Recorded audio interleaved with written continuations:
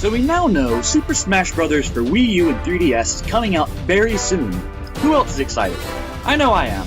And Sakurai blew me away with the amazing Nintendo Direct he recently released. And so I decided to make one final top 10 character countdown. I'm going for a different approach today. Instead of doing my personal favorites, I looked at 25 other random lists from YouTube and used a point system to pick the characters on my list. Unfortunately, it's not a perfect system, but this is what I did. For every top 10 countdown I found, a fighter received points based on where they placed in that particular list.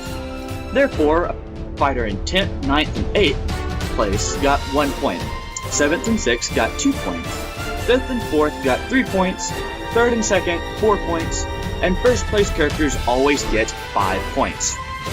Therefore, their placement in this list is based off my research, but everything else I say is my opinion.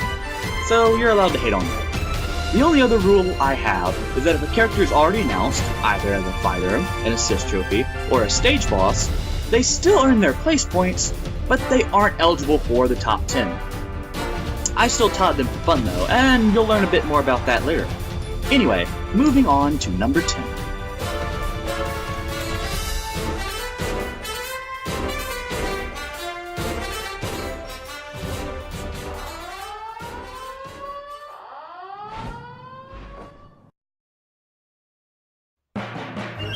Number 10, Girahim from The Legend of Zelda Skyward Sword.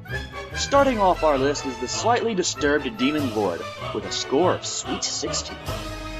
For those of you who don't know, Girahim was a repeating boss in his singular game and was a bit of a character to say the least. A lot of people want Girahim in the Smash because of his bizarre characteristics and wide choice of moveset. I mean, you fought the guy 3 times, so the designers have some room to work with. Still, I'm not sold personally. Girahim was a one-time character in a 25-year-old franchise, so there's that. Second, I much preferred Twilight Princess to Skyward Sword. I know that's not everyone, but that's how I feel.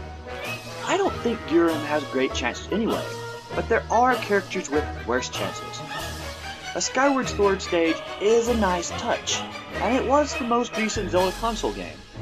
I still say unlikely, though you never know.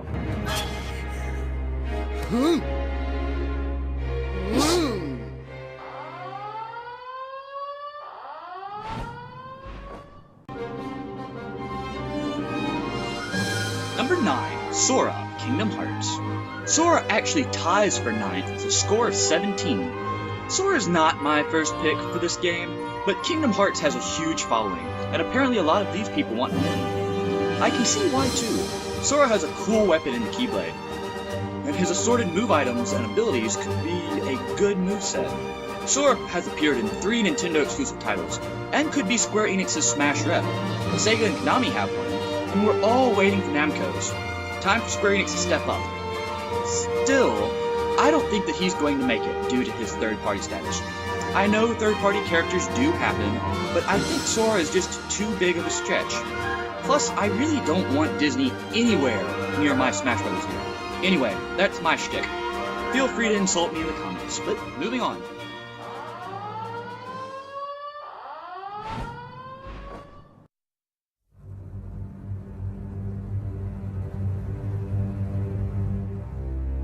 Number 8, Simon Belmont, Castlevania. Tying with Thora at 17 points is the original vampire killer himself. As you may know, he is a Konami character who first appeared in the original Castlevania on the Nintendo Entertainment System. Since then, Simon has earned a unique reputation for appearing mostly in Nintendo titles. He also has recently appeared on the 3DS, which is kind of cool and keeps him relevant. This means that he has classic and modern games under his belt, a feather in Simon's hat most definitely. But there is a problem. Simon is a third-party character, and the director isn't a fan of third parties. Still, Konami already had Snake in there, so it's in the realm of possibility. His moveset wouldn't be too difficult either. Castlevania Judgment proved that a whip can be used in efficient combos, and a few moves might transfer to Brawl, especially the finisher. I'd like him, so I'll keep my fingers crossed, and maybe, just maybe, he'll be an unlockable character.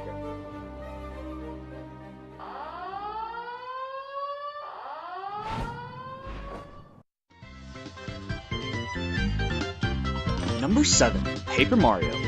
Paper Mario beats out Simon and Sora, scoring an even 20. Now, I'm going to be dreadfully frank for just a second. I just don't like him for Smash. But I do like his games. So, I guess he could make a pretty good character, but I still really don't want him. Still, for the sake of fairness, I can see him having a move style completely different than Mario Classic. Instead of using the Super Mario mainstays, he'd use the obvious Mario RPG style weapons and moves. His hammer should play a part, and possibly some of his assistants. They could even take some of the moves from the Mario RPG from the Super Nintendo, kick some shells, have a super jump recovery. Normally I'd say he'd have a decent chance, since he has a Wii game and a 3DS game. But he's a Mario copy, so that seriously decimates his numbers. Sorry guys, but hey, we'll just have to see.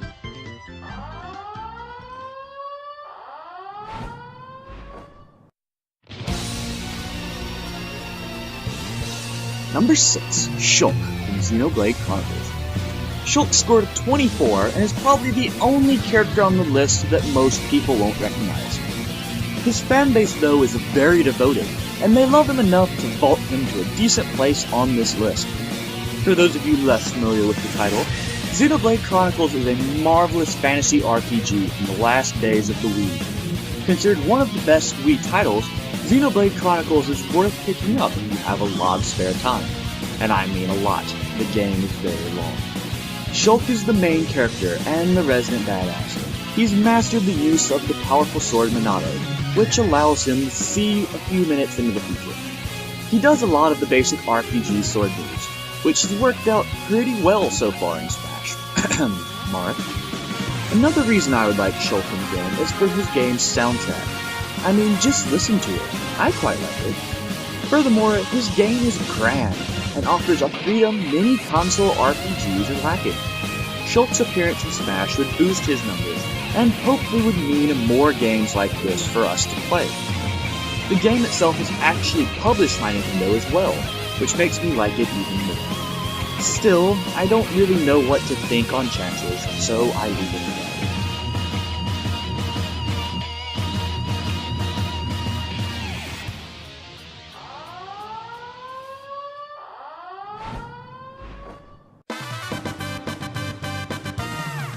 That's half the list. I'm hoping that it's to your liking. Personally, I like the second half even better, so stay tuned. First though, I wanted to take a second to thank the people who made this video possible. 25 YouTube videos were watched in the name of research, and these are their users. They have links to their channels below, so hit them up too. If any of you users are watching this video, thank you. Anyway, moving on to top 5.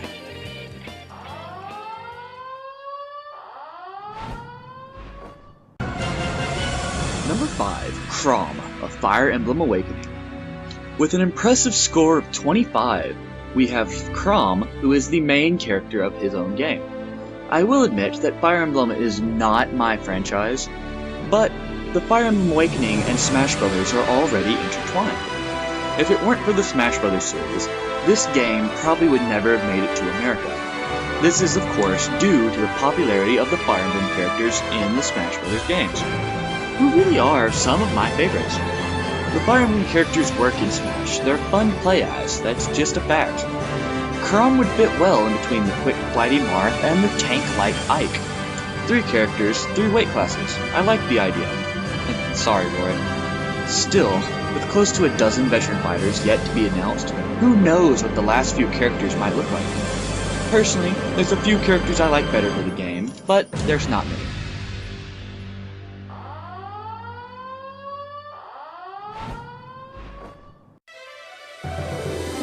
Number 4, Crystal of Star Fox.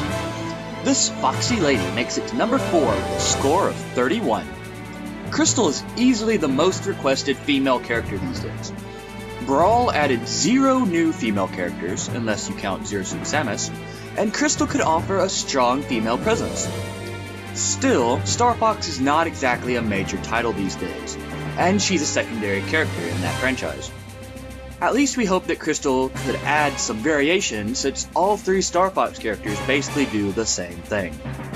She's not my favorite pick, and the more research I do, the less I think she deserves it. Still, the fans want her, and I respect that, so maybe she'll make it in. If she doesn't, at least we have Rosalina and the Wii Fit trainer to fight off those chauvinistic male pigs. That was complete sarcasm. But hey, here's hope for Crystal.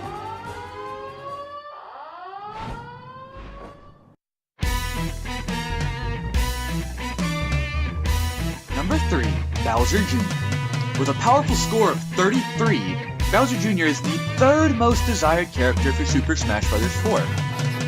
Which is kind of interesting because he actually was no one's number 1 pick on any of the lists I found. However, Bowser Jr. appeared on more lists than the majority of characters, so it means he makes it pretty high. This wasn't a really surprising fact, rather. Bowser Jr. has become a driving force for Nintendo, and is in the majority of recent Mario games. In fact, he usually shows up a lot more than Bowser. I mean, Bowser Jr. has been featured in at least a dozen boss fights since his debut in Super Mario Sunshine. He's also a playable character in quite a few of the multiplayer titles. I know he's one of my favorites to play as. I think Bowser Jr. has a pretty good chance making it to the game, too. I mean, he's been featured more than any other Mario villain in recent history, and he doesn't have to be anything like his dad in fighting style. Also, we get more villainous representation, so it's a win-win. Someday, when I'm bigger,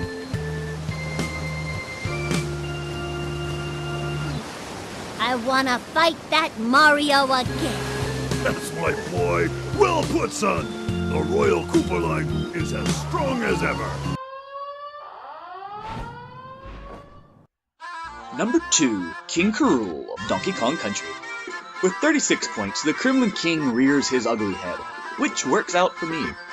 I personally put King K. Rool at the very top of my list of characters that I want in the game, and apparently so do quite a few other people. For the longest time, I said King K. Rool had to be a sure thing. Surely they would put him in the game before they put anyone else. I still like his chances, and I think he'd be in the game if I picked. But there are certain factors that give me concern. Regardless of that little bit, King K. Rool would be perfect for Smash in my eye. He's a big, goofy scoundrel with multiple games under his belt, and plenty of history from which to select a good moveset. Furthermore, Mario has Bowser, Link has Ganondorf, Kirby has Dedede, and DK deserves his own overly slow and heavy villain. Everyone wants more villains, right? And a majority of people would agree that King K. Rool deserves to be in this game.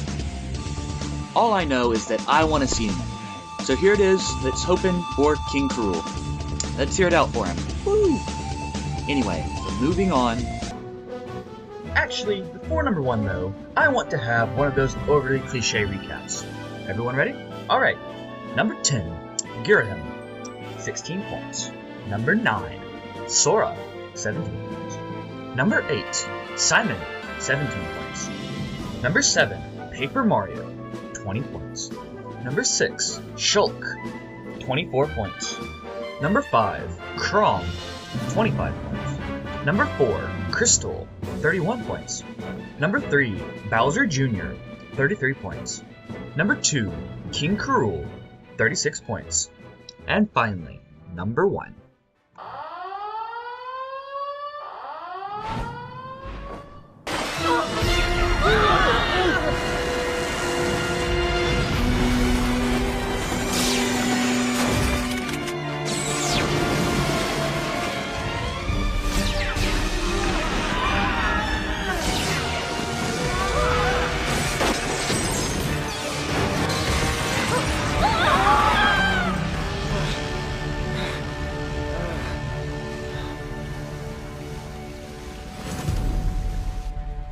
We dreamed of creating the world's strongest Pokemon. And we succeeded.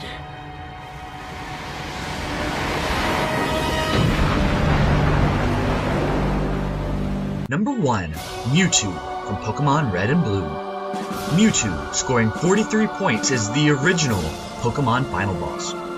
As the clip reveals, Mewtwo is the world's strongest Pokemon, and as it turns out, he's also the most desired character for Smash Bros., even though he's not technically a newcomer. Mewtwo seems to be the only cut from Melee people are really still upset about. Once again, sorry Roy. Mewtwo is one of the most recognizable Pokemon of all time, and has even made a triumphant return to film, which his original movie is still the best of the Pokemon movies, in my opinion.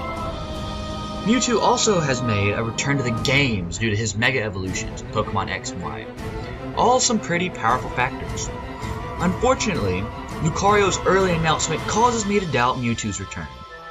Many seem to think that Lucario is the spiritual reincarnation from Mewtwo, as far as Smash Bros. Is concerned. And honestly, I don't see both of them being included. Still, Lucario may have been announced early to hide Mewtwo's existence. Sakurai likes to mess with people like that. I know I'm not the only person that thought of Mewtwo when they saw Greninja's hidden shadowy figure in the trailer, but that's just wishful speculation from an old man.